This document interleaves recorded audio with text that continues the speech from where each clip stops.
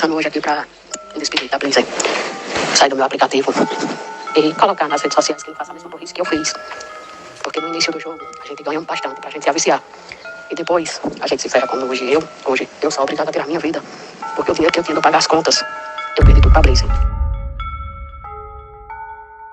Mas só que eu tive uma má sorte. Nessa má sorte está custando a minha própria vida. Hoje eu vou deixar meus filhos órfãos. Eu achando que com jogos eu ia me dar bem. Ao contrário, eu levei pro fundo do poço. E é isso, porque agora eu não tenho como eu pagar ninguém.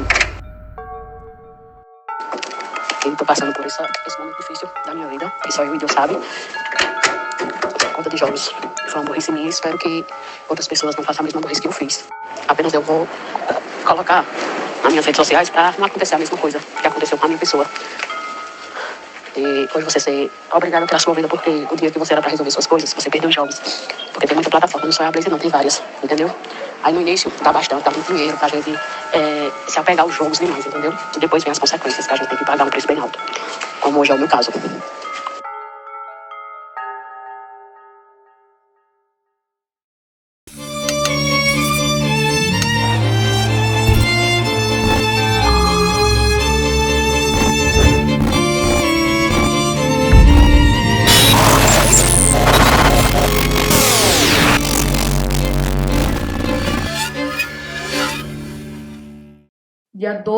Dia 11 de dezembro, eu estava tomando café com a minha filha quando o meu telefone tocou.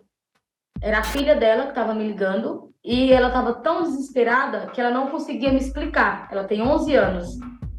E ela estava tão desesperada que ela não conseguia falar direito. Até que alguém pegou o telefone dela e falou assim: Jéssica, Ângela se matou. E naquele momento, recebendo aquela informação daquele jeito, a primeira coisa que veio na minha cabeça foi: ela fuma desde os 13 anos de idade. Falei, ela deve ter descoberto um câncer, alguma coisa na saúde dela, sei lá, e pensou que a minha mãe não ia suportar passar por isso com ela e se matou. Foi a primeira coisa que veio na minha cabeça. Em alguns minutos eu me desesperei, alguém voltou pro telefone e falou: não, Jéssica, ela tá respirando. Ela tá respirando. Calma, levar ela com vida. E aí a minha mãe que encontrou ela, minha mãe falou que ela ligou, minha mãe tinha saído pra rua, acho para resolver alguma coisa, eu tinha ido trabalhar, não lembro o que a minha mãe tinha que fazer. Por volta de 9h30 da manhã, ela ligou para minha mãe e falou: mãe, vem para casa que eu vou no hospital me consultar porque eu tô com uma dor muito grande na minha perna. E aí a minha mãe demorou um pouco, mas subiu. Quando a minha mãe chegou em casa, entrou, a filha dela estava dormindo ainda no sofá, e a minha mãe não encontrou ela. E a casa da minha mãe dá sentido para uma rua, porém tem fundo com outra casa que a minha mãe tem alugada, na qual a minha mãe tinha um bazar nessa casa. Quando a minha mãe passa para ir para casa, ela passa na frente dessa primeira casa e ela viu que a janela estava aberta. Ela foi na minha casa, entrou, não encontrou ela, chamou na rua, ela não respondeu. Minha mãe deu a volta e foi lá. E a minha mãe relata que quando ela chegou na porta, ela falou que era como se ela não conseguia entrar. E aí ela foi entrando e chamando e nada. Quando ela chegou na cozinha, ela estava dependurada numa madeira que segurava a caixa d'água, numa altura quase 1,10 m, 1,20 m, mais ou menos, que ela subiu numa pia bem alta para poder amarrar a corda. Só que a minha mãe relata que o cabelo dela enrolou na corda e ficou todo preso. E a minha mãe não reconheceu ela. Minha mãe falou que na hora que abriu a porta da cozinha, que olhou, só viu a pessoa pendurada. E ela voltou para a rua, assustada, chamando para as pessoas socorrer, que tinha alguém pendurado. E aí, quando as pessoas entraram, que puxaram, tiraram ela da corda, desamarraram, o filho dela entrou e soltou ela, correu com ela na rua, nos braços, para tentar levar para o hospital. E aí relataram que ela ainda estava respirando. Mas eu acredito que foi o ar que ficou preso quando ela desceu, quando soltaram a corda, o ar voltou, sei lá, não entendo bem o que aconteceu. E ali começou as perguntas, o porquê, o que levou aquilo. como foi, o que foi. E a minha mãe sempre falava, não, ela tá viva, falaram que ela tá viva. Mais ou menos uns 20 minutos depois, minha mãe ligou de novo e falou assim, Jéssica, me enganaram, ela não estava viva, não. Ela já tá morta. E aí eu comecei a saga de procurar passagem para vir embora. E alguns amigos procurando junto comigo, cada um ia num site diferente procurar. E quando foi por volta das 2 horas da tarde, a minha prima me ligou e falou assim: Jéssica, a gente não tem dinheiro para enterrar a Ângela. Aí eu falei: como assim? Por que eu questionei? Porque a minha mãe, há menos de um ano atrás, minha mãe tinha recebido uma quantia significativa de precatória da prefeitura, de um processo dela que rolava de muitos anos. E minha mãe chegou a gastar muito pouco desse dinheiro. Minha mãe comprou um carro, que era do meu irmão, no valor de 13 mil reais, usou uma quantia avaliada em 15 mil reais para reformar a casa, e o resto a minha mãe colocou no banco, que ficava aos poderes dela, nessa conta, ela que movimentava, minha irmã. E eu falei, não, a minha mãe tem dinheiro, minha mãe tem o dinheiro no banco. Não, não tem. Aí eu falei, poxa, não veio nada na cabeça. Aí minha prima falou assim, Jéssica, a gente também não tem mais o terreno do cemitério. Eu falei, mas como assim? Ela falou, tem 1 ano e 6 meses que a Angela não pagava o cemitério, e tem 3 anos, não, 1 ano e 6 meses que não pagava a funerária, e 3 anos que não paga o cemitério. A gente não tem dinheiro, não tem plano funerário e não tem mais o túmulo. E aquilo começou a me dar um desespero, me dar um desengano, e o porquê, e aonde estava o dinheiro. E aí ela falou assim, não, faz o seguinte, vem, quando você chegar aqui, a gente conversa. Consegui minha passagem para o dia seguinte, 6 horas da manhã. Cheguei aqui por volta de 11 horas, mais ou menos, 10 horas, mais ou menos. E aí, quando a gente chega, passa pelo aquele momento de ver a situação, de não acreditar, parece que dá um choque. E eu lembro que a casa estava lotada de gente e eu entrei. Quando eu entrei, eu abri a torneira da pia. Aí a minha mãe falou assim, não tem água. Falei, não tem água? Ela falou, não, não tem água, tá sem água. E aí eu fui e abri o armário. Quando eu abri o armário, eu vi que em cima da pia tinha uma sacola com 2 pacotes de arroz e um pacote de feijão. E aí a minha prima falou assim, essa sacola foi Sandra que trouxe, guarda no armário.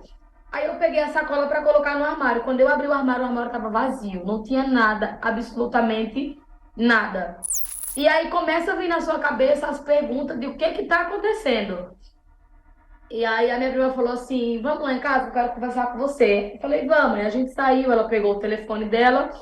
Quando ela chegou lá, ela desbloqueou, pediu para a filha dela desbloquear, que era a filha da Ângela, desbloquear, e me entregou o telefone para me olhar. Ela falou assim, abre o banco da sua mãe da caixa. Aí eu abri a mesma senha que desbloqueou o celular, é a senha que dá acesso aos bancos. Quando eu desbloqueei, eu vi uma enxurrada de transferências para uma conta dela da Nubank. 5 mil, 3 mil, 10 mil, 8 mil, 1.000, 100, 50 mil, vários. O dinheiro da minha mãe todo que estava naquela conta, ela transferiu para essa conta da Nubank. Aí minha prima falou, abre uma conta do Itaú que tem aí. Abri uma conta do Itaú, minha mãe tinha lá um saldo devedor de 9 mil reais de um cartão de crédito.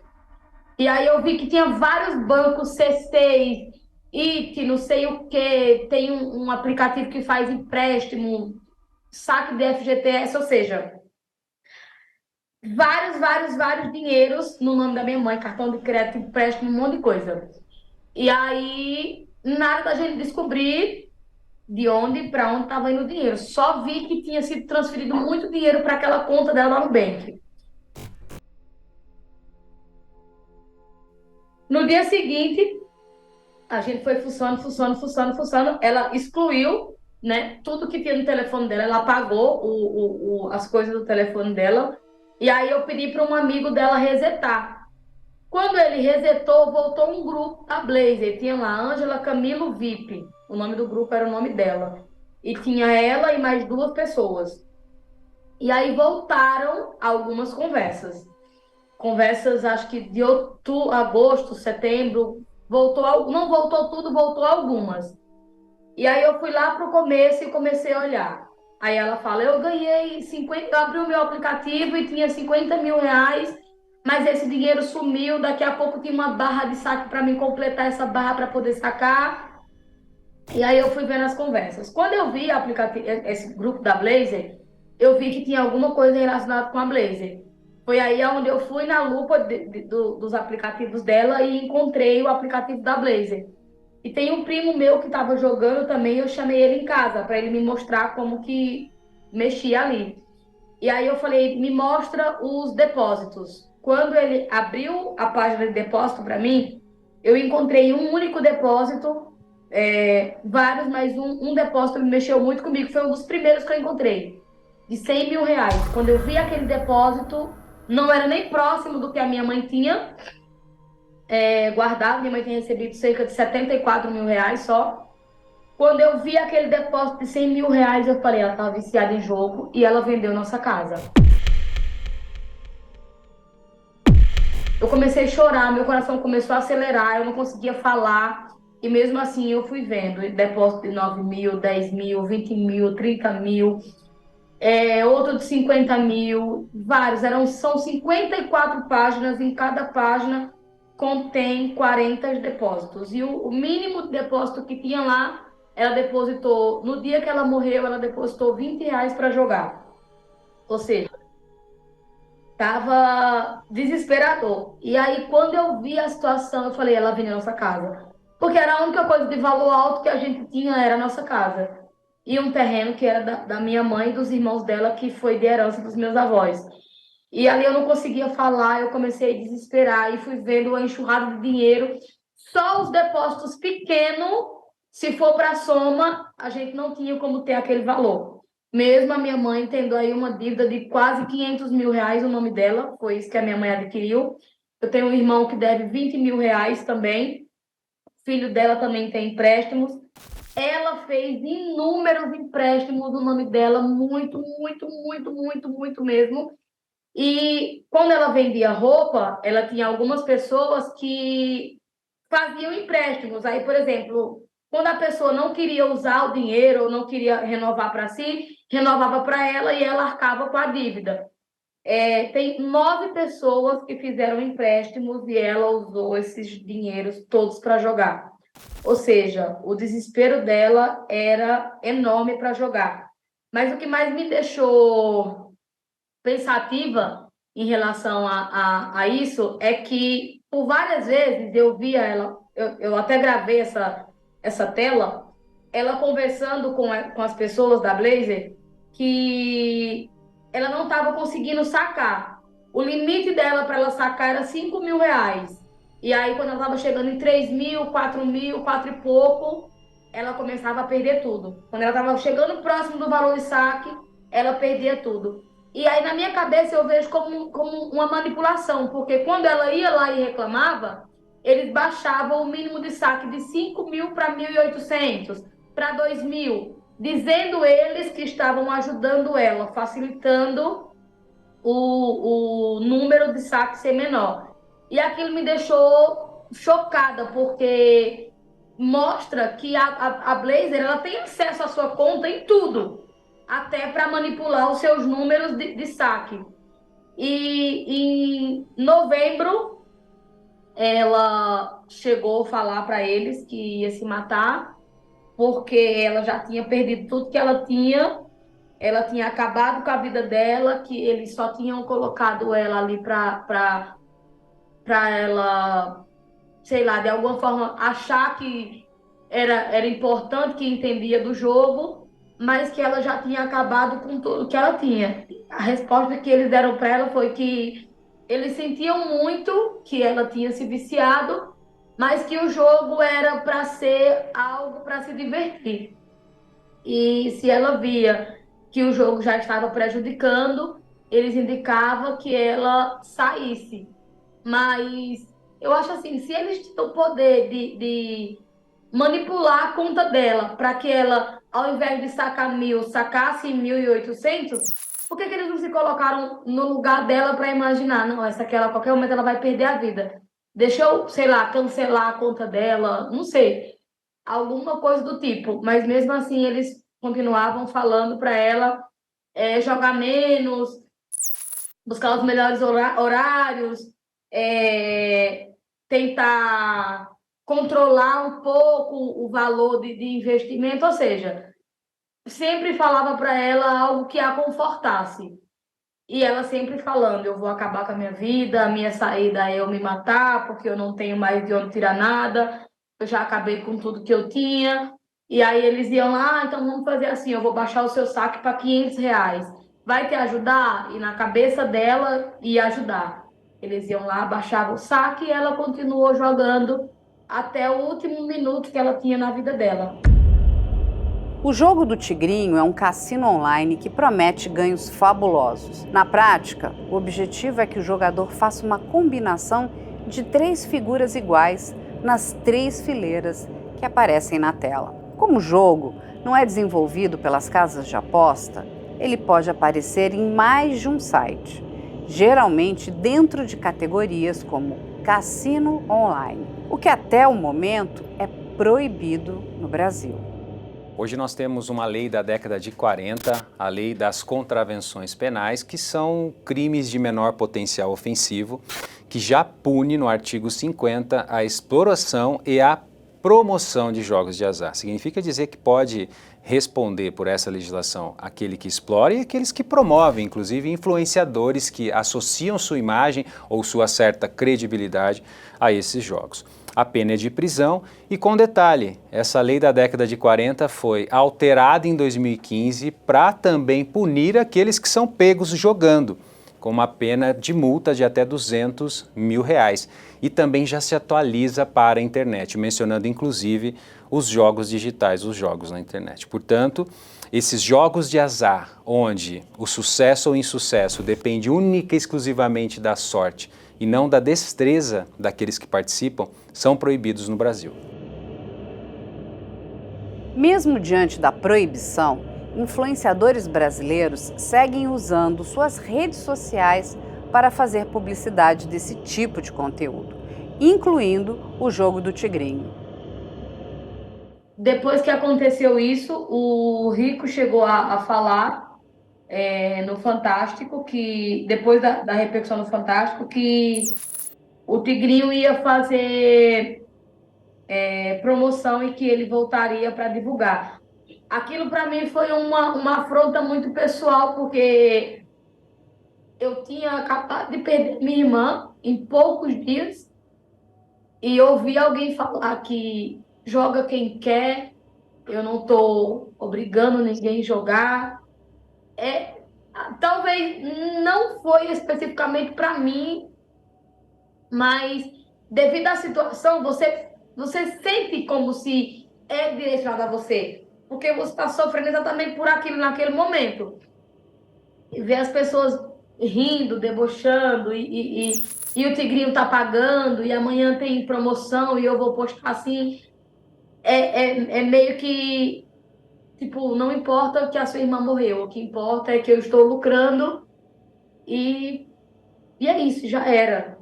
E a gente se sente inútil, incapaz, é como se não existe para esse tipo de pessoas. A vida do pobre não existe para eles, além de dar o engajamento que eles tanto buscam. O que você vê hoje é um mercado extremamente rentável para influencers que não estão preocupados com questões éticas, legais, regulatórias, estão preocupadas com dinheiro. A empresa oferece muita grana para a divulgação, oferece dinheiro inclusive para os links que os clientes que chegam a partir dos links. E esses influencers, nós temos casos aí que vieram à tona de áudios de busca e apreensão, de interceptações da polícia, eles trabalhando mesmo, a gente tem que falar que ganhou, temos que mostrar que aqui dá resultado, vamos produzir esse vídeo, vamos encenar dessa forma, vamos usar esse link, que esse link a gente só ganha.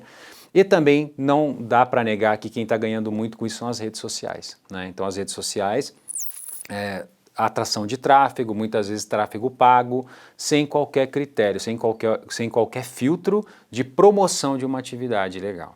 Então hoje é muito difícil agirmos em reparação dessas vítimas sem que a gente tenha um cenário regulatório para isso, né? Então é muito importante que uma legislação específica para esses jogos, ela traga critérios de segurança, de compliance, de transparência, constitua responsáveis no Brasil, proíba manobras manipuladoras que alteram estados mentais, influenciando decisões equivocadas das pessoas, como, por exemplo, gastos excessivos, contratação de empréstimos. Aí sim eu teria uma segurança jurídica, que se essas empresas, para operarem, oferecendo seus serviços ao público brasileiro, elas se registrem e sigam as regras do Brasil. Hoje, esse cenário é incerto. Temos um projeto de lei aprovado na CCJ no Senado, se aprovado na Casa, pode ir à sanção presidencial, legaliza e traz critérios para cassinos, jogos, inclusive online. É o que nós temos. E a lei das bets, que, como visto, não se aplica na sua totalidade a jogos como os jogos do Tigrinho. Qualquer tentativa de liberar jogo do Tigrinho sob a argumentação que a lei das bets já autoriza é uma tentativa forçosa e arriscada hoje, não só para o sistema judicial, mas para as próprias pessoas que amanhã vítimas não têm a quem recorrer. Apesar da onda de divulgações, 2 influenciadores foram presos por divulgar links viciados e fraudados e estimular apostas no jogo do Tigrinho. Paulinha Ferreira e o marido dela, Igor Ferreira, ostentavam uma vida de luxo e muito glamour nas redes sociais. Foi justamente esse estilo de vida que chamou a atenção da polícia, que colocou o casal na mira da investigação da Operação Game Over.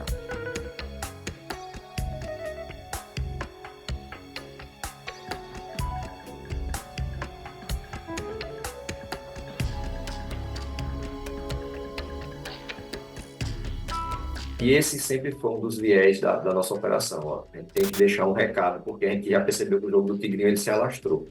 E a gente precisa fazer com que as pessoas entendam que elas estão sendo convidadas para uma fraude. É uma fraude, não tem outra palavra para isso, é um jogo, um cassino clandestino, que ele está fazendo as pessoas em algum momento acreditarem que ganham dinheiro e ele libera algum ganho no começo, porque senão ninguém jogava, mas depois a pessoa é capturada por aquela musiquinha, aquelas cores, ele tem todo um aspecto lúdico, né, que acho que buscado aí, com a ideia realmente de prender a atenção da pessoa que está jogando e fica aquela musiquinha tocando e você aperta o botãozinho e ele responde e às vezes você ganha e vem todo aquele aparato ali mostrando o ganho.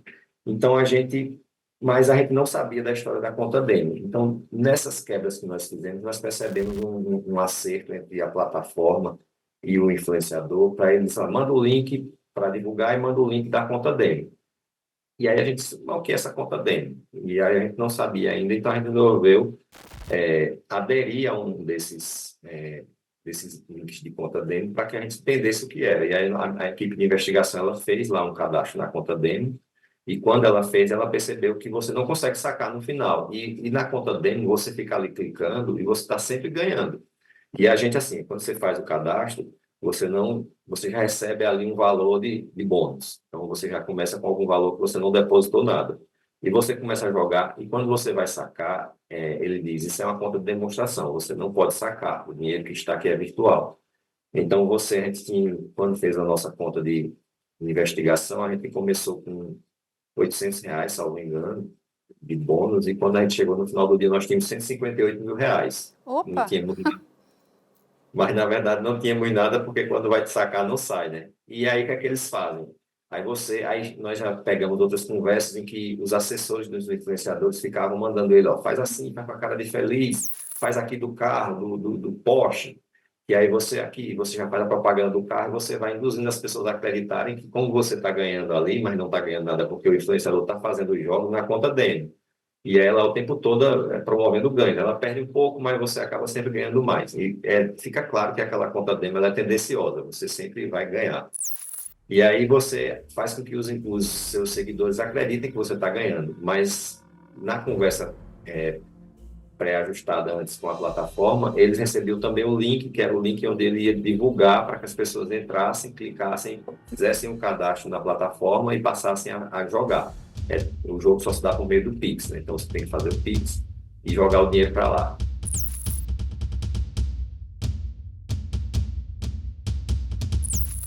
Então, eles faziam as pessoas acreditarem que eles estavam jogando no link que eles estavam divulgando, mas na verdade não estavam. E isso era a prática. Depois a gente começou a perceber, e aí depois nós já ouvimos alguns outros influenciadores que resolveram colaborar, e eles disseram, não, a prática é essa mesmo, a gente faz de conta que está jogando, e foi aí onde entrou o crime de estelionato, né? Porque eles fazem todo um convencimento ardiloso para que a vítima ali, o seu seguidor, acredite, e lançam lá o link, a pessoa faz o cadastro, deposita, aí para você começar a jogar naquele link, você não tem nenhum bônus. Às vezes até tem um bônus, tá dando um bônus aí de R$10, mas você geralmente tem que fazer o depósito para poder fazer as suas apostas. E a partir daquele momento ali, não tem mais fim, né? A conta não é a mesma. Ou seja, esses influenciadores sabiam que estavam enganando pessoas.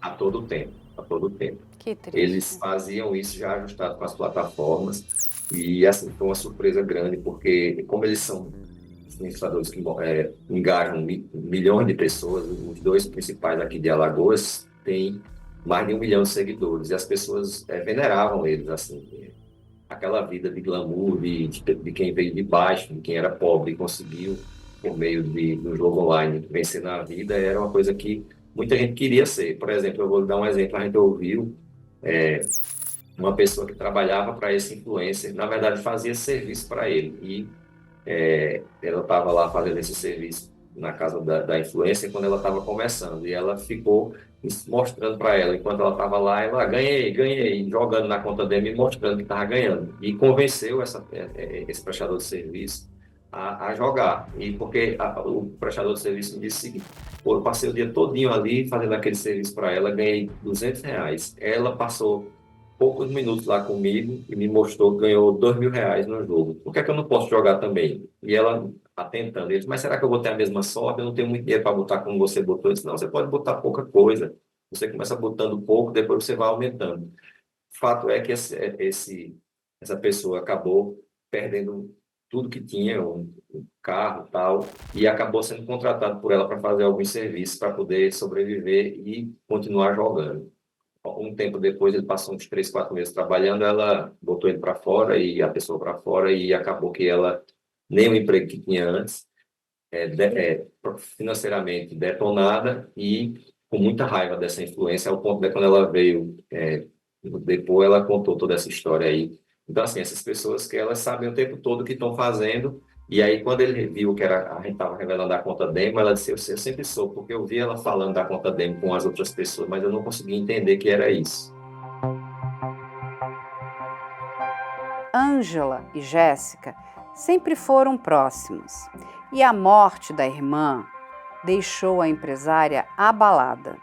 Jéssica, então, decidiu criar um grupo no WhatsApp para ajudar pessoas viciadas em jogos de azar a sair do vício. Eu vi que todos os dias chegava uma história nova, um relato novo, e que aquilo me chocava. Então eu pensei, se essa história me choca, talvez se eu colocar um jogador na frente do outro jogador, as histórias dele, as próprias histórias, podem não ser um choque de realidade, mas a história do outro pode ser. Então eu tive a ideia de criar o primeiro grupo, e esse grupo cresceu absurdamente. Tenho ajuda hoje de psicólogos, de terapeuta, graças a Deus, vem crescendo a cada dia. Hoje nós temos 4 grupos de apoio, cada grupo contém 400 pessoas, dois tem 400 pessoas, nos outros 2 tem 200, um tem 200 e outro tem 150, e temos um grupo destinado só para terapia, para quem está fazendo só terapia, então aquele grupo é só para isso. E a primeira coisa que me fez fazer aquilo é que quando eles me chamavam para conversar, me chocava. Eu pensei, se me choca, pode ser que choque o jogador também. Então ele pode não enxergar a própria realidade, mas ele vai enxergar a realidade do outro. E eu não conseguia dar atenção para todo mundo, porque são muitas mensagens. Até hoje chega muita gente. E aí eu tive a ideia do primeiro grupo, e foi crescendo. Eu vejo que eles se ajudam, todo dia chega uma história nova, chegou para mim um relato há 3 meses atrás. Foi uma das histórias que mais me chocou, mais mexeu com a minha cabeça, porque era um senhor de Santa Catarina e ele entrou em contato comigo desesperado. É uma pessoa que já foi muito, muito, muito estruturado financeiramente, perdeu tudo, perdeu a esposa, perdeu o filho, estava morando em uma kitnet, estava há 8 dias sem comer, ele não tinha comida, ele não tinha emprego, ele não tinha nada. E ele, conversando comigo, ele me mostrou, me fez um vídeo e ele morava no prédio, e aí ele falou, eu quero, minha vontade só é pular daqui. Aquilo mexeu tanto com o meu psicológico de um jeito que eu mobilizei a internet inteira para entrar em contato com a prefeitura da cidade e a rede social. E graças a Deus eu vi que ia ser ali, através das redes sociais, que eu ia conseguir ajudar pessoas. Em menos de 24 horas, eu consegui com que ele me desse o endereço dele, eu consegui com que a rede social buscasse ele, levasse para o hospital, ele foi medicado, ele foi alimentado, e ele perdeu tudo por causa dos jogos. E ali eu entendi que tudo que eu passei com a minha irmã, de alguma forma, muito triste e muito dolorosa, estava servindo para que eu conseguisse ajudar outras pessoas. Então eu decidi que eu não ia mais parar e que mais que as pessoas falem, ela usa o que aconteceu com a irmã para crescer na internet. A minha mentalidade não é essa. Os números ele influenciam sim, porque quanto mais eu cresço, mais eu alcanço quem busca ajuda. Então, se para ajudar alguém eu preciso crescer, eu preciso que a internet me veja, que a minha história seja contada, então vai ser contada quantas vezes preciso for. Porque o meu intuito hoje é só esse, é chegar aonde precisa de ajuda. Fazer pelaquela pessoa o que não fizeram pela minha irmã. Hoje, o que eu mais prezo no meu Instagram não é publicação, não é o número de seguidor, é a minha caixa de entrada. Porque se todo dia eu abrir a cada uma hora eu tenho um relato de alguém me contando o que está se passando naquele minuto. Então, eu vi que eu vou conseguir fazer por alguém o que quem podia fazer não fez pela minha irmã. Porque, às vezes, eu falo isso para eles sempre lá no grupo. Enquanto vocês não entenderem que vocês não podem ter dinheiro no momento, que vocês precisam se reestruturar mentalmente, na alma, para depois ir para o financeiro, vocês não vão conseguir sair dessa. Porque dar dinheiro para uma pessoa viciada hoje não vai ajudar. Eu tenho certeza que se alguém desse dinheiro para minha irmã, por mais que fosse a quantia que ela precisava pagar as contas dela, provavelmente ela iria jogar de novo, porque ela já estava doente. Então ela não ia pagar as contas. E aí eu penso assim, que uma palavra, um influenciador dá uma palavra, conversar, eu não posso te ajudar com dinheiro, mas eu posso buscar um psicólogo que possa te ouvir, que possa te ajudar. Eu acredito que é uma forma de ajuda. Então é para isso que eu estou nas redes sociais hoje. É para buscar ajudar quem está sendo calado. Uma coisa que me choca muito é que a própria sociedade, infelizmente, hoje, ela ataca, ela julga e ela critica. E é uma das coisas que mais faz o jogador se calar, é o julgamento das pessoas.